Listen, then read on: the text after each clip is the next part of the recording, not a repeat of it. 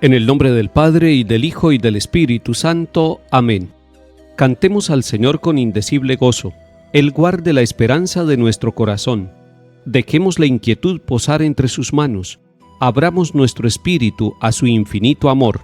Dichoso será aquel que siempre en Él confía. En horas angustiosas de lucha y de aflicción, confiad en el Señor si andáis atribulados. Abramos nuestro espíritu a su infinito amor. Los justos saben bien que Dios siempre nos ama. En penas y alegrías su paz fue su bastión.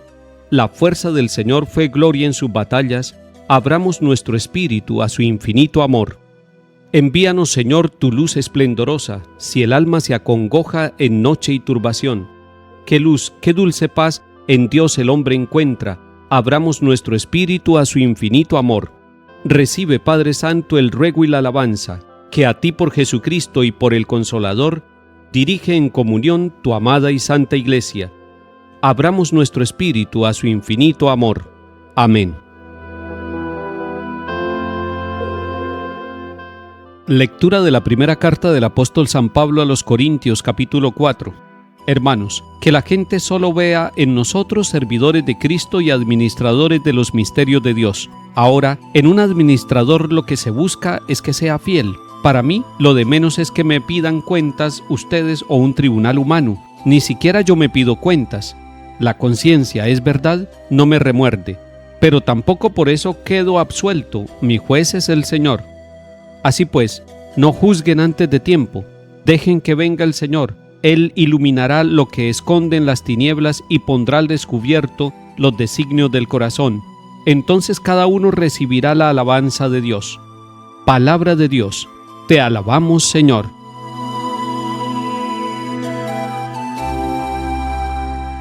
Según lo que nos están diciendo los capítulos anteriores de la primera carta a los Corintios, San Pablo está diciendo que en Cefas, en Apolo, en Pablo y en todos aquellos que anuncian el Evangelio, la gente debe ver solamente servidores de Cristo y administradores de los misterios de Dios. Pero esto lo podemos aplicar para todos nosotros, no solamente para los sacerdotes y para los predicadores por misión y por vocación del Evangelio, sino para aquellos que son predicadores con su vida y su trabajo, para un papá o una mamá, que los hijos vean al papá y a la mamá como servidores de Cristo, que los hijos vean y también los nietos a sus papás y a sus abuelos como administradores de los misterios de Dios. Qué bello que esto sea así. Y usted y yo que somos bautizados, estamos llamados a ser servidores de Cristo, servidores con nuestra vida, servidores con nuestra palabra, servidores con nuestra oración, con nuestro testimonio, con nuestro trabajo, con la manera como nosotros tratamos a los demás. Pero que se vea con claridad que somos administradores de los misterios de Dios, es decir, administramos la gracia de Dios en bien nuestro y en bien de otras personas. Cuando un papá manda a bautizar a sus niños y ojalá lo hagan desde pequeñitos, y cuando un papá o una mamá deciden que su hijo entre a la catequesis para que vaya conociendo la fe y para que se prepare para los sacramentos de la comunión, de la reconciliación, de la confirmación, ahí están siendo administradores de los misterios de Dios. Papás y mamás, ustedes son servidores de Cristo. Papás y mamás, ustedes son administradores de los misterios de Dios. Y si ustedes reflexionan ese versículo primero del capítulo 4 de la primera carta a los Corintios que estamos meditando en estos días, van a decir: yo quiero ser mejor servidor de Cristo, yo quiero ser administrador de esos misterios de Dios, yo no quiero ser solamente alguien que administra los bienes materiales, yo quiero servir espiritualmente a toda mi familia. Y dice entonces que en un administrador lo que se busca es que sea fiel. Y podemos hablar como de 3 fidelidades. Primero, ser fieles a uno mismo, con el proyecto de vida que tiene. Luchar es ser fiel. Llegar a concretar ese proyecto de vida es vivir la fidelidad. Pero además, una fidelidad con aquellos que están a nuestro lado, con hombres y mujeres. Una fidelidad que nos lleva a reconocernos como hermanos, a custodiarnos, dice el Papa Francisco, a cuidarnos unos con otros, a ayudarnos para que unos y otros nos salvemos y para que ninguno se condene. Pero además, fieles a Dios. Y la fidelidad a Dios se fortalece en la oración diaria, se fortalece en los sacramentos, se fortalece en la lectura de la palabra de Dios, una fidelidad que se va consolidando a medida que nosotros vamos creciendo y podemos comer no solamente el alimento blando espiritual, sino un alimento sólido, cada vez que vamos meditando más la palabra de Dios y asumiéndola no como palabra que se escucha, sino como palabra que se vive. Salmo 36. Confía en el Señor y haz el bien. Habita tu tierra y practica la lealtad. Sea el Señor tu delicia, y Él te dará lo que pide tu corazón. Encomienda tu camino al Señor, confía en Él y Él actuará. Hará tu justicia como el amanecer, tu derecho como el mediodía.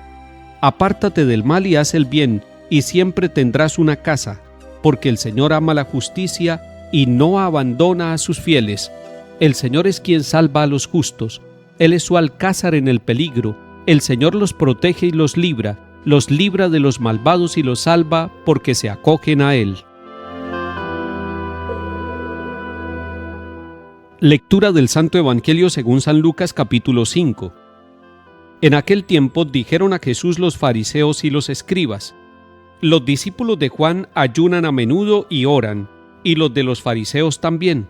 En cambio los tuyos a comer y a beber. Jesús les contestó: ¿quieren que ayunen los amigos del novio mientras el novio está con ellos? Llegará el día en que se lo lleven, y entonces ayunarán.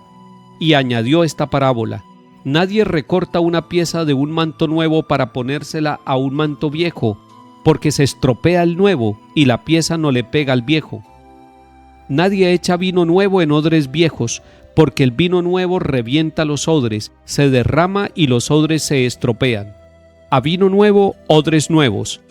Nadie que cate vino añejo quiere del nuevo, pues dirá: está bueno el añejo.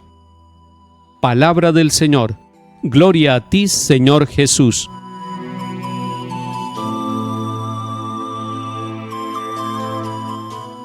Están criticando a los discípulos de Jesús porque comen y beben y no hacen ayuno como los discípulos de Juan y como los discípulos de los fariseos. El ayuno en ese tiempo era una norma religiosa estricta, pero una norma religiosa estricta que va preparando al ser humano para el encuentro con Dios. El ayuno es bueno, pero es más bueno el encuentro con el Señor Jesús. Los discípulos pudieran estar ayunando para encontrarse con el Señor, pero ¿cómo hacen para ayunar si están con el Señor? Están con Él, lo están viendo, lo están tocando, lo están escuchando.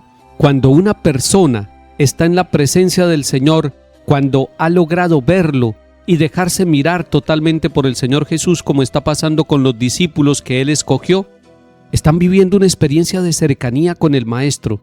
Ahí ya no hace falta el ayuno. Cuando Él no esté, vendrá el ayuno, pero los discípulos están con Él. Ese es el sentido profundo del ayuno, prepararnos para el encuentro con el Señor.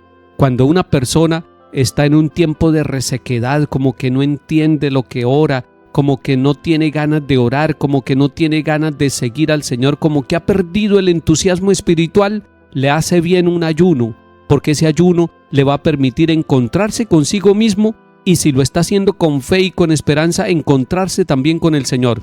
Por eso el Señor no está aboliendo el ayuno, está diciendo: van a ayunar cuando ya el novio no esté con ellos, es decir, cuando el Maestro no esté con ellos. Ahí sí van a necesitar otra vez el ayuno. Pero mientras el Maestro esté con ellos, disfruten al Maestro, gocen al Maestro, déjense mirar misericordiosamente, expónganle toda su vida con confianza al amigo, al Salvador, al novio, que es Cristo Jesús el Señor. El segundo mensaje que nos da San Lucas en el capítulo 5 es que el Señor nos invita a renovarnos por dentro y por fuera. No solamente a renovar por fuera y dejar lo viejo por dentro. Y por eso nos muestra dos parábolas el Señor Jesús. Y en una de ellas dice: nadie echa vino nuevo en odres viejos. El vino nuevo es el reino de Dios, es la buena noticia, es el Evangelio, es Cristo Jesús. Y la vasija, los odres, somos nosotros, la conciencia. Que el Señor nos permita renovarnos interiormente para poder recibir el mensaje de la salvación que el Señor nos da. Que yo sea una vasija renovada para que tu Evangelio encuentre un buen sitio para habitar. En el nombre del Padre, y del Hijo, y del Espíritu Santo. Amén.